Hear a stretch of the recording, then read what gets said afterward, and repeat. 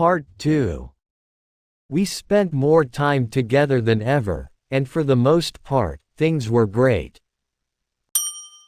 But every once in a while, the shadow of my past with Lily would pop up, usually in small, unexpected ways. Like the time we ran into her at a mutual friend's gathering. I hadn't seen Lily since the day I told her about my decision. I knew it was bound to happen eventually.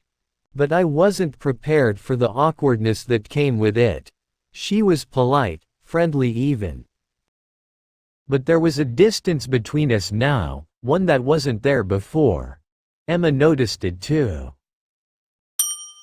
After the party, as we were walking back home, she was quiet for a while. Finally, she said, "That was weird, wasn't it?"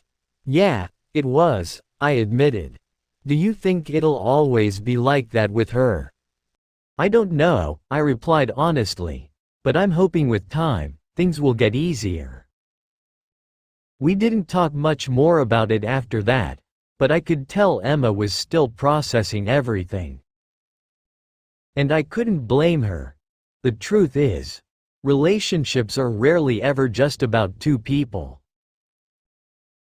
There are always outside influences, past relationships, mutual friends, memories that linger.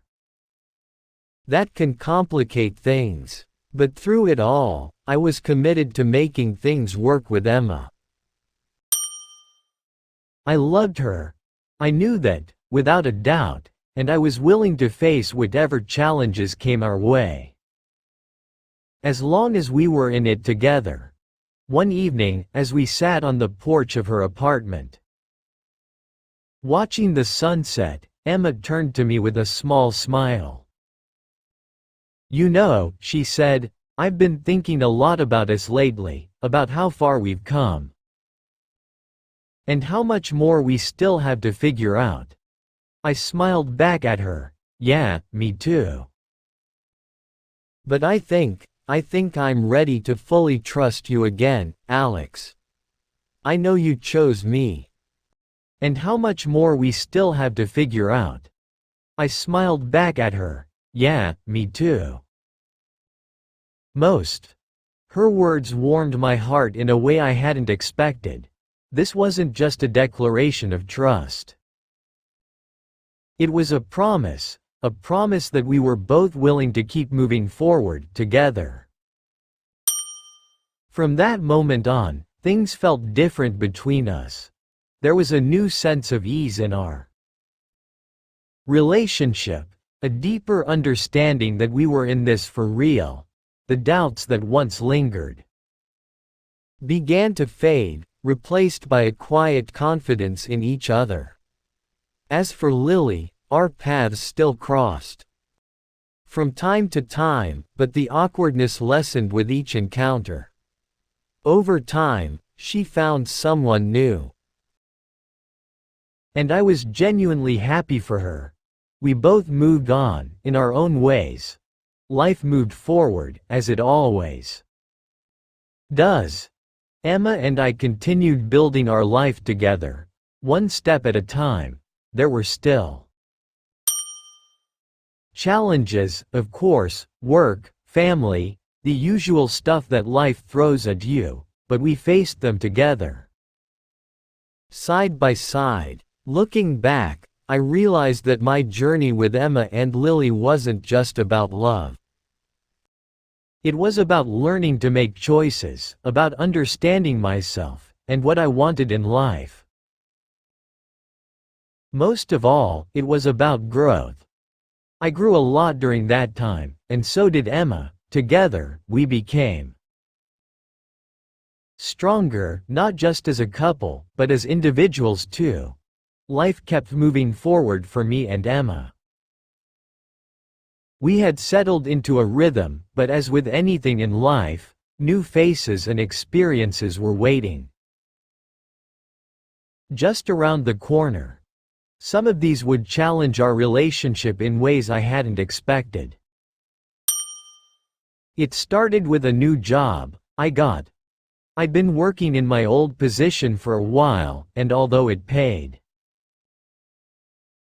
the bills, it didn't excite me. Then, one day, out of the blue, I got an offer from a company looking for someone with my skills. It was a big opportunity, one that could really change things for me and Emma. The new job came with new responsibilities, new people, and as it turns out, new challenges. That's where Mia came in. Mia was my coworker, and from the first day, we clicked. Not in the same way that Emma and I had clicked. There was no romantic spark, but Mia and I shared the same sense of humor, and we quickly became close friends. She was someone I could talk to at work. Someone who understood the stress and the pressure we were both under. After the party, as we were walking back home, she was quiet for a while. Finally, she said, and I was genuinely happy for her. We both moved on, in our own ways. Life moved forward, as it always. But as my friendship with Mia grew, I noticed small changes in Emma. She didn't say anything at first, but I could sense it. Her quiet concern, the way she would listen just a little too carefully when I mentioned Mia's name. Then, one evening, as we were having dinner, Emma asked, "So you and Mia seemed pretty close, huh?" I could hear the worry in her voice, and I immediately reassured her, "Yeah, we are. But it's nothing like that, Emma. She's just a friend, someone at work who gets what I'm going through." Emma smiled, but I could tell she wasn't fully convinced. "I know, Alex, I trust you, but I've been here before, remember? With Lily, and it's hard not to worry." Her words hit me. She wasn't accusing me of anything, but the memory of what had happened with Lily was still fresh in her mind. I knew I had to be careful, not just for Emma's sake, but for the sake of our relationship. So, I made a conscious effort to put boundaries in place with Mia. I didn't want to make the same mistakes I had in the past.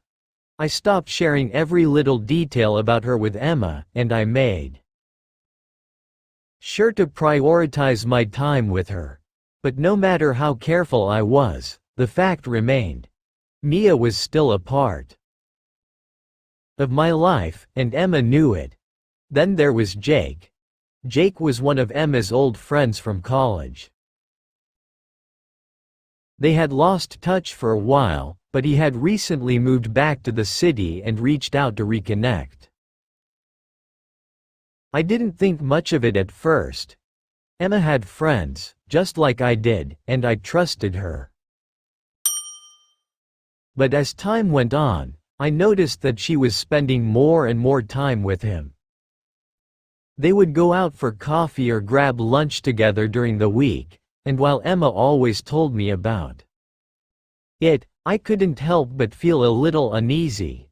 One Friday night, Emma came home after having dinner with Jake. I could tell she was in a good mood, laughing about some story he had told her. But as she talked, I felt a pang of jealousy. "Jake seems like a great guy," I said, trying to keep my tone casual. "He is," Emma replied. "It's nice catching up with him. He's been through a lot lately.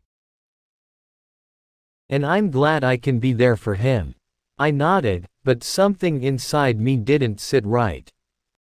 I didn't want to be the jealous boyfriend, especially after everything Emma had put up with when it came to Lily and now Mia. But I couldn't help it. The more time she spent with Jake, the more I worried that maybe, just maybe, she was starting to feel the same kind of confusion I had felt back then.